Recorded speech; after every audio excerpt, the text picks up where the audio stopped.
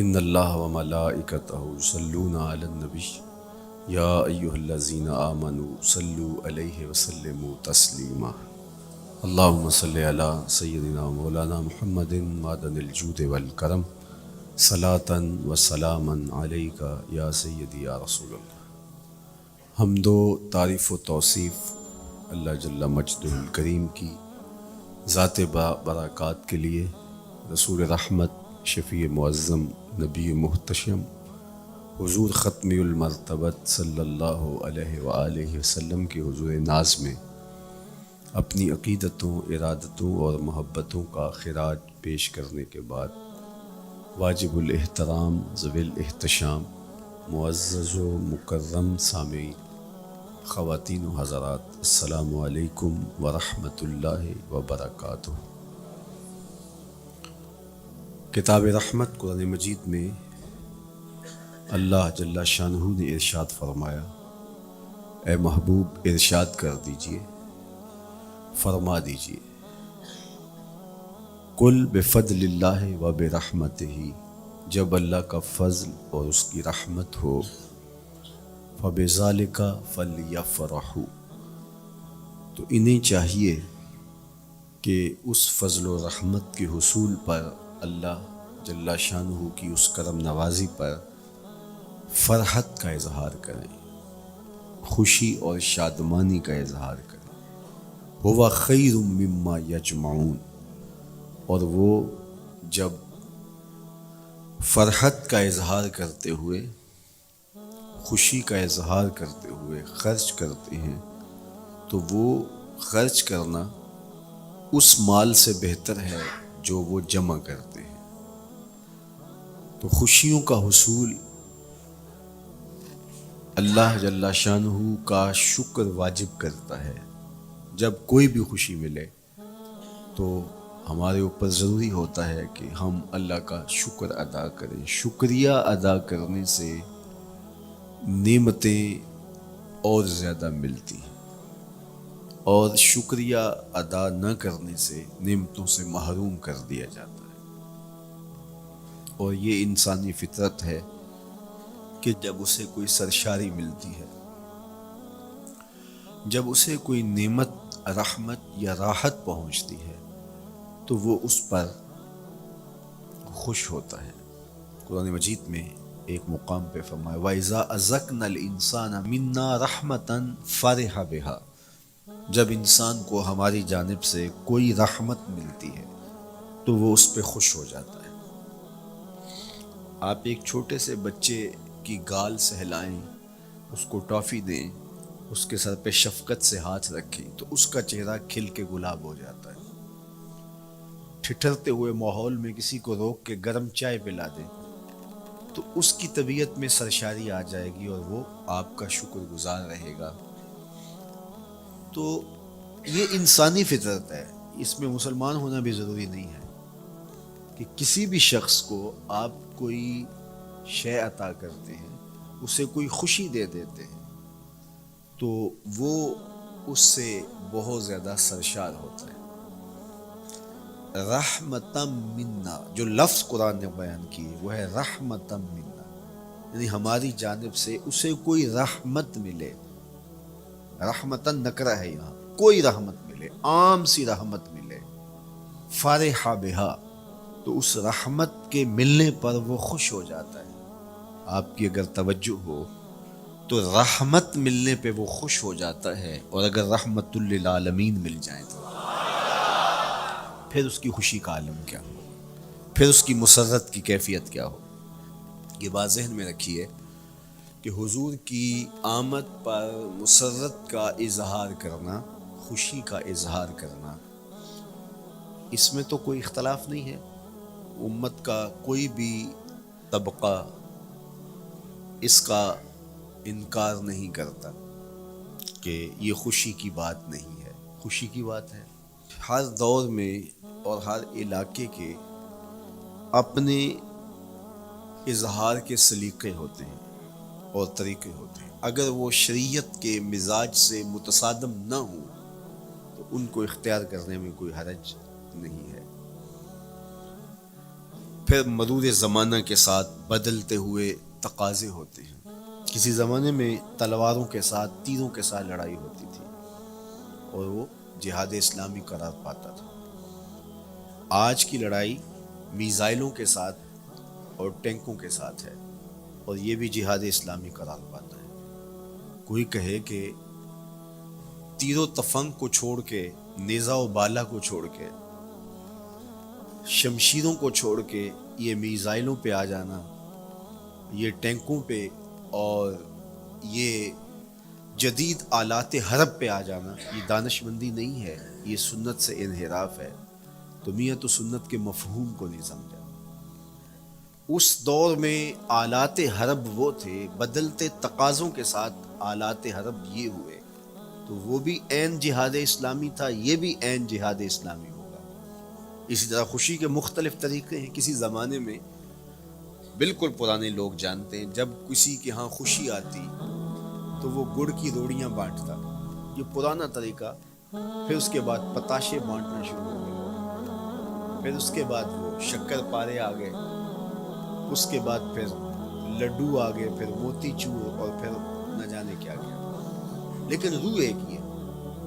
جو گڑ بانٹنے سے مسرت کا اظہار تھا، وہی آج جدید جو ہمارے پاس مٹھائی کی اقسام ہیں ان کو بانٹنے سے بھی وہی مقصود ہے. کسی زمانے میں کسی کہ ہاں بیٹا ہوتا تو وہ گھر کے دروازے پہ پتے باندھ دیا کرتے. یہ اس دور کی جھنڈیاں تھیں، اظہار کے لیے کس گھر میں خوشی آئی ہے. تو آج کے دور میں تو ہمیں پتے باندھے ہوئے نہیں ملتے. آج گھروں کے اندر ولادت مبارک کے یا مختلف طرح کے غبارے لگا دیے جاتے ہیں یا جھنڈیاں لگا دی جاتی ہیں. تو مختلف بدلتے ہوئے ادوار میں وہ طریقے ضرور بدلے، لیکن جہاں تک مسرت کا اظہار ہے وہ روح بعین ہی ہر دور میں، ہر علاقے میں، ہر جو ہے وہ کلچر میں موجود ہے. کسی بھی خوشی پہ مسرت کا اظہار، مسرت اور سرور اور کیفیت کا اظہار، یہ انسانی زندگی ہے. اسلام ہمیں مسرتوں کے اظہار اور شکرانے کی صورت کے بہت سارے طریقے دیے. اس میں سے روزہ رکھنا بھی ہے. ان طریقوں میں سے ایک طریقہ نوافل ادا کر کے شکر کا اظہار کرنا بھی ہے. خیرات بانٹ کے لوگوں کو کھانا کھلا کے مسرت کا اظہار کرنا ہے، لوگوں کو لباس پہنا کے مسرت کا اظہار کرنا ہے. اور اسی طرح دعوت ہے. مختلف مواقع پہ مختلف چیزیں ہیں. پیر کے دن حضور علیہ السلام روزہ رکھتے تھے. پوچھا حضور آپ پیر کے دن روزہ کیوں رکھتے ہیں؟ قال فیہ ولدت، کہا اس دن میں پیدا ہوا تھا. تو اپنی ولادت کا حضور دن پیر روزہ رکھ کے اللہ کے شکرانے میں دن گزارتے تھے.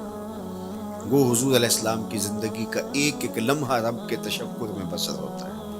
لیکن حضور نے اس کی وجہ بیان کر دی کہ میں اس دن کا روزہ خاص طور پہ اس لیے رکھتا ہوں، فیہ ولدت، اس دن میری ولادت ہوئی تھی. اللہ اکبر. تو حضور کی ولادت اللہ کی بہت بڑی نعمت، اور اس پر شکرانہ خود میرے حضور نے ادا کیا ہے. علماء نے لکھا ہے کہ حضور کی ولادت کی خوشی یہ اللہ کی رضا کا سبب اور ذریعہ ہے. آپ نے سنا علماء سے کہ دین کا سب سے بڑا دشمن جس کا نام لے کے مذمت کی گئی وہ ابو لہب ہے. پورے قرآن میں کسی اور کافر کا ابو جہل کا نام بھی نہیں، عتبہ عتیبہ اور امیہ کا نام بھی نہیں ہے. لیکن نام لے کر کے مذمت اگر کسی شخص کی گئی وہ تو ابو لہب کی گئی. حضور علیہ الصلوۃ والسلام جب کوہ صفا پہ جلوہ فراز ہوئے، وَأَنذِرْ عَشِيرَتَكَ الْأَقْرَبِينَ، حکم ہوا پہلے قریبی لوگوں کو آپ اللہ کا ڈر سنائیں. تو حضور علیہ السلام نے قریبی لوگوں میں محنت کی. تو قریش کو، صنادید قریش کو، بنو ہاشم کو بلایا اور بلا کے حضور نے ایک بات کی کوہ صفا پہ. کہ اگر میں تمہیں کہوں اس پہاڑ کی دوسری جانب سے ایک لشکر آ رہا ہے جو تمہیں کچل دے گا تو کیا میری بات مان لو گے؟ تو انہوں نے کہا اگر نظر نہ بھی آیا تو ہم کہیں گے ہم اندھے ہیں، آپ سچے ہو، ہماری نظروں کو پھیر لگ رہا ہے، آپ جھوٹ نہیں بول سکتے، ہم نے 40 سال آپ کے شب و روز دیکھے، تو کیسے ہم یہ گمان کریں؟ حضور نے فرمایا اگر میری ذات پہ اتنا یقین ہے تو مان لو اللہ ایک ہے۔ ابو لہب سب سے پہلے بولا تبا لک ہنالک سائر الیوم الہذا جمعتنا معاذ اللہ، کہ آپ کا معاذ اللہ ہاتھ ٹوٹ جائے، آپ نے اس لیے ہمیں جمع کیا تھا؟ تو اللہ تعالیٰ جل شانہ نے اس کا جواب دیتے ہوئے ارشاد فرمایا تبت یدا ابی لہب وتب، ظالم تیرے دونوں ٹوٹ جائیں، ظالم تیرے دونوں ٹوٹ جائیں۔ تو ابو لہب کا نام لے کے مذمت کی گئی، لیکن یہ بدترین کافر جب حضور کی ولادت ہوتی ہے تو اس کی لونڈی سویبہ اس کو جا کے خبر دیتی ہے کہ تیرے مرحوم بھائی کے گھر بیٹا پیدا ہوا، تو یہ بہت خوش ہو گیا، اس لیے نہیں کہ نبی تشریف لائے، اس لیے کہ میرے مرحوم بھائی کے گھر میں چراغاں ہوا، تو بھتیجا ہونے کے ناطے اس کو ایک سرشاری اور خوشی ہوئی، اور لونڈی کے خبر دینے پر اس نے اشارے سے اس کو کہا جا تو آزاد ہے۔ اللہ اکبر، یہاں سے یہ بھی سمجھے کہ حضور نے صحن کائنات میں قدم رکھا، غلاموں کو آزادی ملنے لگی، غلامی کی زنجیریں ٹوٹنے لگی، تو سویبہ کو کہا جا تو آزاد ہے۔ خیر ابو لہب کی ساری زندگی آپ کو پتہ ہے، لیکن جب مر گیا تو حضرت عباس رضی اللہ تعالیٰ عنہ کو خواب میں ملا، انہوں نے کہا سنا کیسی بیت رہی ہے؟ اس نے کہا سخت مشکل میں، ڈاڈی تکلیف ہے، حضور کی مخالفت بڑی مہنگی پڑی، لیکن اتنا ہے کہ جب پیر کا دن آتا ہے جس انگلی سے اشارہ کر کے لونڈی کو آزاد کیا تھا اس سے ٹھنڈا اور میٹھا مشروب بھی ملتا ہے اور عذاب میں بھی کچھ کمی ہو۔ شارع مسلم امام نووی کے استاد امام ابو شامہ، جو بہت بڑا نام ہے حدیث میں، وہ فرماتے ہیں جب ایک کافر کو حضور کو نبی سمجھ کے نہیں بھتیجا سمجھ کے خوشی کرنے کا بھی صلہ ملتا ہے، تو ایک مومن جو حضور کا غلام ہے اور حضور کو امام اور مقتدا اور نبی رسول اور محبوب سمجھ کے خوشیاں کرتا ہے، اس کو اللہ کتنا کچھ عطا کرے گا۔ دوستاں کجا کنی محروم تو کے بعد دشمنا نظر داری، جب تو دشمنوں کو اتنا دیتا ہے تو دوستوں کو کتنا عطا کرے گا۔ تو حضور کی آمد پر مسرت کا اظہار، بشاشت کا اظہار، یہ اہل ایمان کا طریقہ رہا ہے۔ ہاں جو اس کا انداز ہے، کسی کو نوافل میں زیادہ سرور ملتا ہے وہ نوافل کثرت سے پڑھ لے، کسی کو زیادہ سرور روزے میں آتا ہے تو وہ روزے رکھ کر کے اس شکرانے کو ادا کرے، کوئی ذکر کی مجلس سجا لے، مختلف طریقے موجود ہیں۔ حضور علیہ السلام تشریف لائے، صحابہ بیٹھے ہوئے تھے، صحیح مسلم میں روایت ہے، سنن نسائی میں ہے، اور بھی کتب حدیث میں، محفل بپا تھی، تو حضور نے آ کہا ما اجلسکم، کیوں بیٹھے ہوئے ہو؟ تو جو انہوں نے جواب دیا وہ سنیے، جلسنا نذکر اللہ ونحمدہ علی ما ہدانا لدینہ ومن علینا بکا، حضور ہمارے بیٹھنے کا مقصود یہ ہے کہ ہم اللہ کا شکر ادا کر رہے ہیں اس بات پر کہ اس نے ہمیں ہدایت دین عطا کی، ومن علینا بکا، اور آپ کی صورت میں ہمارے اوپر احسان کیا، ہمیں آپ عطا ہوئے، اس پر اللہ کا شکر ادا کرنے کی مجلس سجائے بیٹھے۔ اب بات تو سادہ سی تھی، لیکن میرے حضور نے ان سے کہا کیا تم اس بات پہ قسم دے سکتے ہو کہ اسی لیے بیٹھے ہو؟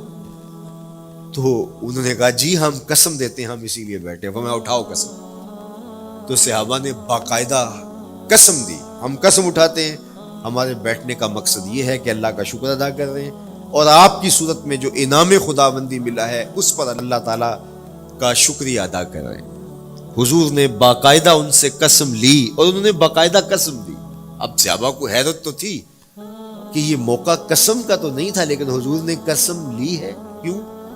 حیرت تو استجاب کی کیفیت تھی۔ حضور علیہ السلام نے فرمایا صحابہ میں تم سے جو ابھی قسم لی ہے یہ کسی تہمت کی بنیاد پر نہیں لی، یعنی تمہارے قول کی صداقت میں مجھے کوئی شک نہیں تھا کہ میں نے قسم سے تصدیق کی، بلکہ اس کا سبب اور تھا۔ بعض اوقات قسم اس لیے کی جاتی ہے کہ کسی متردد ذہن کو مطمئن کرنا ہوتا ہے، اور بعض اوقات قسم واقعہ کی اہمیت کو بڑھانے کے لیے کی جاتی ہے۔ کوئی بندہ کہہ رہا ہے کہ جناب فلاں صاحب آ رہے ہیں ہمارے گھر میں، مہمان آ رہے ہیں، تو گھر کے اچھا کہتا ہاں قسم اللہ کی، تو اس کا یہ مطلب نہیں کہ اس کے شک ہوتا ہے، اس کی خوشی اور اس کی مسرت کے اظہار کو بڑھانے کے لیے وہ کہتا ہے کہ ہمارے گھر کے اندر آج فلاں آ رہا ہے، وہ کہتا اچھا کہتا ہاں ہاں قسم اللہ کی وہ آ رہا ہے۔ تو یہ متردد کا شک دور کرنے کے لیے قسم نہیں ہے، یہ بلکہ اس کی خوشی اور سرشاری کو پختہ کرنے کے لیے ہے۔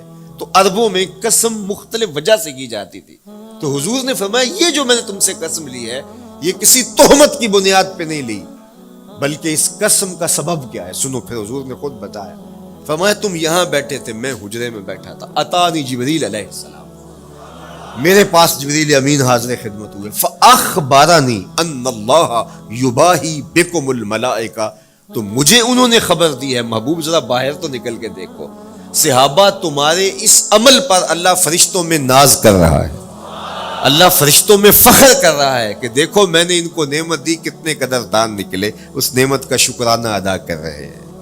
اور آج اگر ہم اپنے گھر میں بیٹھ کے، اپنی مسجد میں بیٹھ کے حضور کی صورت میں انعام خداوندی کا شکریہ ادا کرتے ہیں، تو اللہ کی رحمتوں سے بعید نہیں کہ اللہ فرشتوں سے کہے دیکھو صدیاں بیت گئیں، یہ آج بھی شکرانہ ادا کر رہے ہیں، اور یہ بات میری اور آپ کی بخشش کی ضمانت قرار پائے۔ تو حضور کی صورت میں جو انعام ہوا، حضرت حسان بن ثابت اکثر کہا کرتے تھے منا علینا ربنا ام بعث فینا محمدا، ہمارے رب نے ہمارے اوپر احسان کر دیا ہے کہ محمد عربی عطا کر دیے۔ ساری زندگی سجدے میں سر رکھ کے شکر ادا کرتے رہیں، حق شکر پھر بھی ادا نہ ہو۔ میں تو کہا کرتا ہوں ہمارے بدن پہ اتنے بال نہیں ہیں جتنے رسول اللہ کے احسانات ہیں، ہمارا بال بال قرض رسالت میں جکڑا ہوا ہے، ساری زندگی ان کے گیت گائیں۔ میں ایک رات کے میلاد کا صرف قائل نہیں ہوں کہ ایک رات میلاد کر لو اور پورا سال چھٹی، ساری زندگی حضور کا نام جپو، ساری زندگی حضور پہ درود پڑھو، لمحہ لمحہ حضور کے ذکر کا چراغاں کرو، صرف اپنے گھروں میں، اپنی چہار دیواریوں میں اور اپنے بازاروں میں جھنڈیاں ہی نہ لگاؤ، بلکہ دل کے ایک ایک پرت پہ نام محمد کی جھنڈی لگاؤ۔ صرف منڈیروں پہ چراغاں ہی نہ کرو، بلکہ دل کی اندھیر گلیوں میں بھی حضور کے نام کا چراغاں کرو، اندر بھی روشنی ہو باہر بھی روشنی ہو، حضور پہ درود پڑھو، حضور کا ذکر کرو، اپنے بچوں کو بٹھا کر کے حضور کے قصیدے سناؤ، حضور کی شانیں سناؤ، حضور کی سیرت بتاؤ انہیں، اپنے گھر کے ماحول کے اندر، اپنی مسجد میں، اپنی گلی میں، اپنے دوستوں میں حضور کا ذکر کرو۔ دوستوں آپس میں بیٹھو تو کہو یار اللہ کا کتنا کرم ہو گیا کہ اللہ نے ہمیں حضور عطا کر دیا۔ دوستوں میں بیٹھے جب یوں بات کرو گے تو اللہ کی رحمتیں کس قدر تمہارے اوپر برسے گی۔ اپنی عقیدتوں کا اظہار کرو، وہاں کمیت نہیں دیکھی جاتی، وہاں کیفیت دیکھی جاتی ہے، وہاں مقدار نہیں دیکھی جاتی، وہاں معیار دیکھا جاتا ہے۔ وہ چہرہ اور چہرے کا تل نہیں دیکھتے، وہ بندے کا دل دیکھتے ہیں، وہ دیکھتے ہیں کون کس خلوص کے ساتھ محبت لے کر کے آیا ہے۔ شاہ ولی اللہ محدث دہلوی بہت بڑا نام ہے، تمام مکاتیب فکر کے نزدیک معتبر نام ہے۔ شاہ ولی اللہ محدث دہلوی فرماتے ہیں میرے والد شاہ عبد الرحیم محدث دہلوی ہر سال حضور کا میلاد کرتے تھے، اور اپنی استطاعت کے مطابق لوگوں میں، آنے والوں میں کچھ کھانا بھی تقسیم کرتے۔ ایک سال حالات اتنے پتلے تھے کہ ان کو میسر نہ تھا کہ لوگوں کو بھرپور کھانا کھلا سکے، لیکن کہا چلو ناغہ نہ ہو، ایک تسلسل ہے جاری رہے، تو انہوں نے چنے بانٹ دیے بعد میں، لیکن دل میں تشویش تھی کہ اس مرتبہ من کی منشا پوری نہیں ہوئی، تو اسی حالت میں سو گئے، سوئے تو مقدر جاگا، حضور کا دیدار نصیب ہوا، اور جس نے حضور کو خواب میں دیکھا اس نے حضور کو ہی دیکھا۔ من رآنی فی المنام فقد رآنی، فرمایا جس نے مجھے خواب میں دیکھا اس نے مجھے ہی دیکھا۔ فإن الشیطان لا یتمثل بی، شیطان میری مثل ہو ہی نہیں سکتا، خواب میں آ کر بھی حضور کی مثل ہونے کا دعویٰ نہیں کر سکتا، جس نے مجھے دیکھا اس نے مجھے ہی دیکھا۔ اور دوسری بات، حضور جس کے خواب میں آئے قصد، ارادے اور مرضی سے آئے۔ تیسری بات، حضور علیہ الصلوۃ والسلام نے خواب میں کسی کو کچھ عطا کیا تو وہ حقیقت میں عطا کیا، ویسے میں خواب میں کسی سے کچھ لیتا ہوں، آپ خواب میں کسی سے کچھ لیتے ہیں یا کسی کو کچھ دیتے ہیں تو وہ محض خواب ہوتا ہے۔ آپ نے کسی سے قرض لینا ہو تو وہ خواب میں آ کے ادا کرتے ہیں، تو صبح اٹھ کے کھاتے سے نام کاٹ دیں گے؟ آپ کہیں گے خواب میں ادا کیا۔ بھوک میں تڑپتے سو گئے، رات عالی نصب ہوٹل سے کھانا کھاتے رہے، صبح بھوک محسوس کریں گے یا نہیں؟ خواب میں کھایا ہے نا۔ وہ کیا کسی نے کہا 100 بار میرے ہاتھوں میں تیرا دامن آیا، جب آنکھ کھلی تو اپنا ہی گریباں تھا۔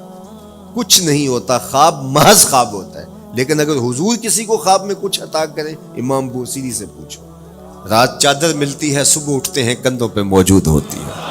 حضور عطا کرتے ہیں تو حقیقت میں عطا کرتے ہیں۔ امام سخاوی نے القول البدیع میں لکھا ہے، ایک شخص حضور کے روضے پہ کھڑا ہے اور کیا کہتا ہے؟ آنا ضیف ہوگا، میں آپ کا مہمان ہوں اور آپ کے ہوتے ہوئے کسی اور در پہ تو نہیں جانا۔ آقا جی میں تیرا ہو کے خیر منگاں در در دا، مریل کتا کیوں اخواواں ایڈے بختاں وردا۔ جب میں تیری چوکھٹ پہ ہوں تو کسی اور سے کیوں مانگوں؟ اور میرے امام بولے، کون دیتا ہے دینے کو منہ چاہیے، دینے والا ہے سچا ہمارا۔ کوئی جھولی میں چند ٹکڑے ڈال بھی دے تو ساری زندگی جتلائے گا۔ اللہ اکبر۔ عارف عبد المتین نے تو قلم توڑ دیا نا۔ اور جتنے بھی سہارے ہیں سبک کرتے ہیں، عزت نفس بڑھاتا ہے سہارا تیرا۔ ہر آسرا کمزور کرتا ہے لیکن نبی کا آسرا سر بلند کرتا ہے۔ کسی چودھری کا، خان وڈیرے کا مانگت سر اٹھا کے چل سکتے کہ میں فلاں کا مانگت ہوتا ہوں اور جس کو خیرات مدینے کی گلی سے ملی ہو؟ اسی لیے میرے امام نے مشورہ دیا، ٹھوکریں کھاتے پھرو گے ان کے در پہ پڑ رہو۔ قافلہ تو اے رضا اول گیا آخر گیا۔ وہ کھڑا ہی حضور کے روضے پہ کیا کہتا ہے؟ آنا ضیف ہوگا، میں آپ کا مہمان ہوں اور آپ کے ہوتے کسی اور در پہ جاؤں؟ اللہ اکبر۔ یہ کہتے کہتے آنکھ لگ گئی۔ حضور خواب میں تشریف لائے، دائیں ہاتھ میں روٹی تھی، عطا کرتے میں خود لے لے۔ کہتا میں نے خواب میں کھانا شروع کر دی، ابھی آدھی روٹی کھائی تھی، پوری روٹی نہیں کھائی تھی، آدھی روٹی کھائی تھی کہ میری آنکھ کھل گئی۔ جب آنکھ کھلی تو دوسرا آدھا ٹکڑا میرے ہاتھ میں موجود تھا۔ وہ دیتے ہیں تو حقیقت میں دیتے ہیں۔ تو شاہ ولی اللہ محدث دہلوی فرماتے ہیں کہ میرے والد شاہ عبد الرحیم محدث دہلوی نے خواب میں حضور کو دیکھا، اور چونکہ دن یہ عمل گزرا تھا اور کہ مہمانوں کو خاطر خواہ تواضع نہیں کر سکا تھا، تو حضور کے سامنے نواع اقسام کی چیزیں پڑی ہیں، ان میں میرے والے چنے بھی موجود ہیں اور ان کے ساتھ شفقت فرما رہے ہیں۔ تو یہاں معیار دیکھا جاتا ہے، مقدار نہیں دیکھی جاتی، یہاں کمیت نہیں دیکھی جاتی، کیفیت دیکھی جاتی ہے۔ یہاں چہرے اور چہرے کا تل نہیں دیکھا جاتا، یہاں آنے والے کا دل دیکھا جاتا۔ یار چہرہ تو چمکدار تھا، اسی لیے ابو لہب کہتے ہیں نا، شعلے کی طرح چمکتا ہوا، لیکن جہنم کا ایندھن بنا۔ اور کالے رنگ والا، ہونٹ موٹے ہیں، لیکن کعبے کی چھت میں کھڑا اذان دے رہا ہے۔ اذان ازل سے تیرے عشق کا ترانہ بنی، نماز تو اس کی دید کا ایک بہانہ بنی، ادائے دید سراپا نیاز تھی تیری، کسی کو دیکھتے رہنا نماز تھی تیری۔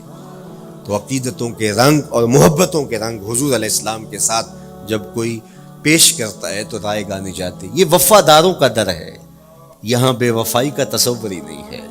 وہ ہاتھ پکڑتے ہیں تو پھر چھوڑتے نہیں ہیں، اس لیے ان سے محبت کا ربط قائم کیجیے، اپنی اولادوں کو حضور کا پیار سکھائیے، اپنے گھروں میں میلاد کیجیے۔ لازم نہیں ہے کسی عالم دین کو بلاؤ، آپ اپنے گھروں میں حضور علیہ السلام پر درود پڑھیے گا، بچوں کو بٹھائیے گا اور حضور کی سیرت کا کوئی واقعہ ان کو سنائیے گا۔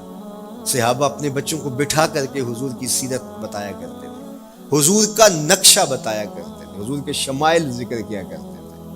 اور کوئی صحابی ملتا تو تابعین جمع ہو جایا کرتے تھے اور اسے پوچھتے تھے، اچھا بتاؤ حضور کی صورت کیسی تھی، زلفیں کیسی تھی۔ یہی میلاد ہے نا۔ میلاد میں حضور کے فضائل کا ذکر ہوتا ہے، شمائل کا ذکر ہوتا ہے، خصائل کا ذکر ہوتا ہے۔ اور موسم حج کا ہے، ایک اونچے ٹیلے پہ حضرت سیدنا ابو طفیل چڑھ گئے، یہ آخری صحابی ہیں، اس کے بعد کوئی صحابی نہیں، آخر میں سب سے آخر میں فوت ہوئے 110 ہجری میں، حضور کے وصال کے 100 سال بعد تک زندہ رہے۔ اونچے ٹیلے پہ چڑھ گئے اور لوگوں کو کہا، لوگوں آؤ، اس وقت روئے زمین پہ میرے علاوہ کوئی نہیں جس نے حضور کو دیکھا، بس انہی آنکھوں نے حضور کو دیکھا ہے۔ کیا ناز ہے۔ میرے ایک استاد ہوتے تھے سر محمد علی حاشر، اللہ ان کی قبر پہ رحمت نازل کرے، تو وہ بڑے بڑے مشاہیر اہل سخن سے ملے تھے تو وہ بات کرتے تھے. میں مولانا ظفر علی خان کا مصاحب رہا ہوں, میں نے اقبال کو دیکھا ہے. داغ دہلوی نے اپنے شاگردوں سے کہا تھا آنے والی صدیاں تم پہ ناز کریں گی اے لوگو, تم نے داغ کو دیکھا, تم نے داغ سے باتیں کی. یار جس نے داغ دہلوی کو دیکھا ہے وہ تو ناز کرے, جس نے اقبال کو دیکھا ہے وہ تو فخر کرے, جو مشاہیر اہل سخن کے پاس بیٹھتا رہا ہے وہ تو فخر کرے, اور جس کی آنکھوں نے جمال محمد عربی دیکھا ہے وہ اپنے مقدر پہ ناز کیوں نہ کرے. تو کہا لوگو آؤ اس وقت روئے زمین پہ میرے علاوہ کوئی نہیں جس نے حضور کو دیکھا ہو, آؤ مجھ سے حضور کی باتیں سنو. لوگ جمع ہو گئے اور کہا صف لنا رسول اللہ, تم نے حضور کو دیکھا ہے تو بتاؤ حضور کیسے تھے. تو حضرت ابو طفیل نے 3 لفظوں میں حضور کا حلیہ بیان کیا, یاد کر لو. حضرت ابو طفیل نے کہا کان رسول اللہ صلی اللہ علیہ وسلم ابیض ملیحا مقصدا. ایک تو چٹے رنگ کے تھے, ایک تو حضور کا رنگ گورا تھا, دوسری بات ملیحن حضور کا حسن نمکین تھا, اور تیسرا مقصدا حضور متوازن تھے, نہ قد لمبا نہ قد پست, سوا صدر والبطن سینہ اور پیٹ برابر, لیسا بالطویل الممغط ولا بالکثیر المتردد, نہ پست کے عجیب دکھائی دیں نہ اتنے لمبے کے عجیب لگے بلکہ درمیانہ قد. لیکن اذا جامع القوم غامرہم, سن لو حضور کا قد تو درمیانہ تھا لیکن جب لوگوں کے درمیان چلتے حضور کے کندھے لوگوں کے سروں سے اونچے دکھائی دیتے. یہ اللہ نے شان دی اپنے محمد. مکھ چند بدر شاہ شانی, متھے چمک دی لاٹ, کالی زلف تے اکھ مستانی.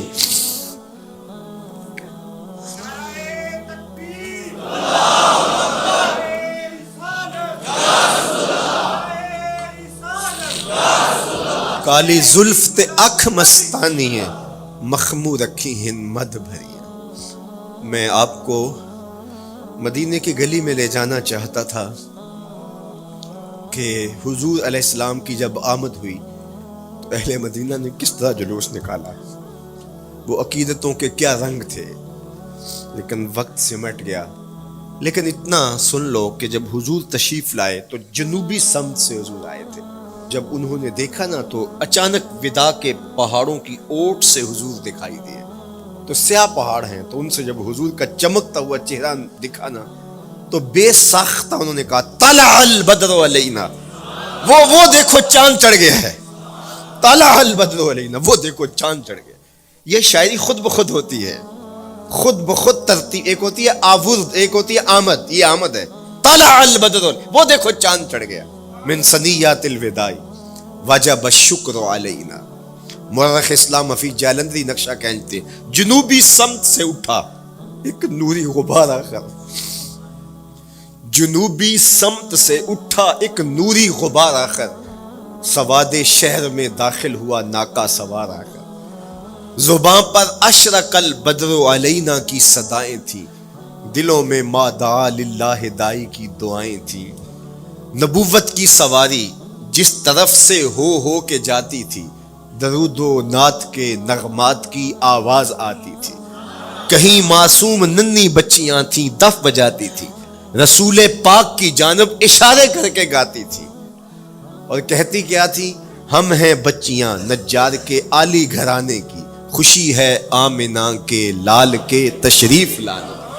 خوشی ہے آمنہ کے لال کے.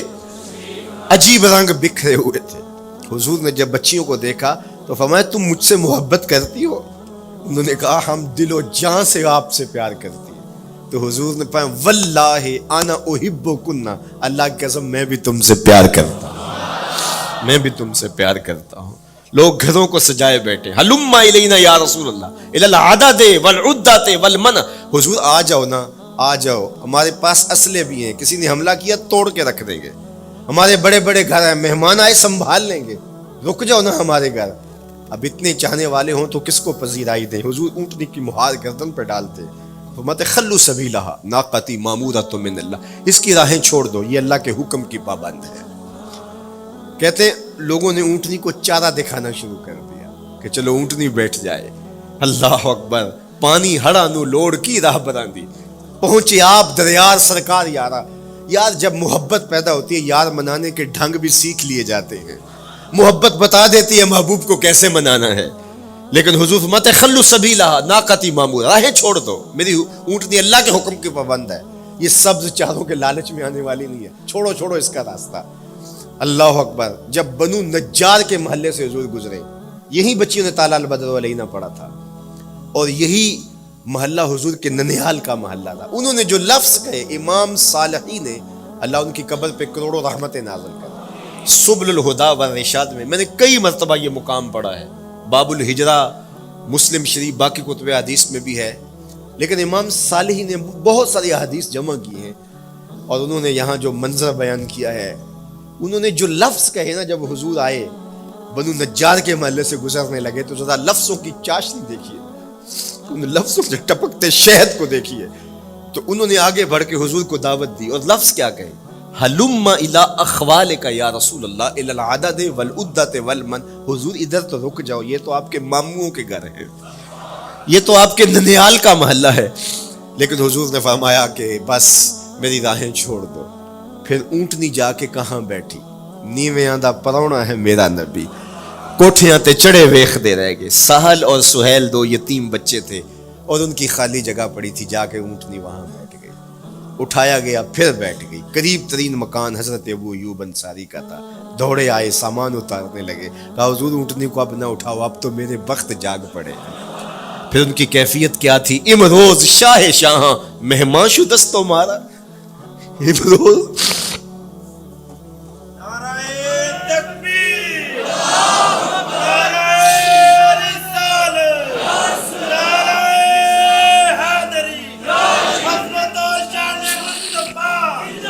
امروز شاہ شاہاں مہمان شدست مارا, جبریل با ملائک درباں شدست مارا. وہ کہتے ہیں آج شاہوں کا شاہ میرے گھر کا پرونا بن گیا ہے.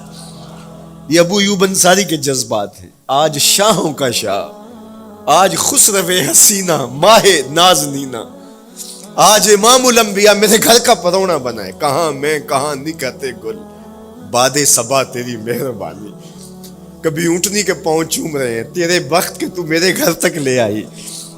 تو کہا امروز شاہ شاہاں مہمان شدست مارا, آج شاہوں کا شاہ میرے گھر کا مہمان ہے. پھر آگے کیا کہتے ہیں, جبریل با ملائک درباں شدست مارا.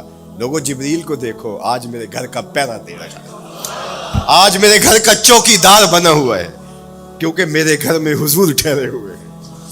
تو کیا حضور کی آمد کا جلوس تھا یار. صحابہ نے جو حضور کے آمد کا جلوس نکالا, ہم تو وہ رنگ پیش نہیں کر سکتے, لیکن میں آپ کو کہوں گا درود پڑھتے ہوئے آج جلوس میں شامل ہوں, حضور کے ذکر سے سرشار ہو کے جلوس میں شامل ہوں, اور پورے نظم کے ساتھ. اگر آپ کے جلوس میں کوئی کسی کی گاڑی گھس بھی آتی ہے, اس کو پیار دینا, اس کو راستہ دینا, اور اس کو حضور کی رحمت کا احساس ہو کہ یہ رحمت کو ماننے والے لوگ ہیں, اور حضور پہ درود پڑھتے رہنا, عقیدتوں کے رنگ میں رہنا. امید ہے کہ جس طرح حضور نے ان بچیوں سے کہا جو حضور کے جلوس میں شامل تھیں کہ کیا تم مجھ سے محبت کرتی ہو, تو انہوں نے کہا جی جی, ہم اسی لیے تو آپ کے قصیدے پڑھ رہی ہیں. تو حضور نے فرمایا واللہ میں بھی آپ سے محبت کرتا ہوں. تو ہو سکتا ہے حضور ہمیں فرمائے میرے میلاد کے جلوس میں آنے والوں میں بھی تم سے محبت کرتا ہوں. اللہ آپ کو سلامت رکھے. وآخر دعوانا ان الحمدللہ.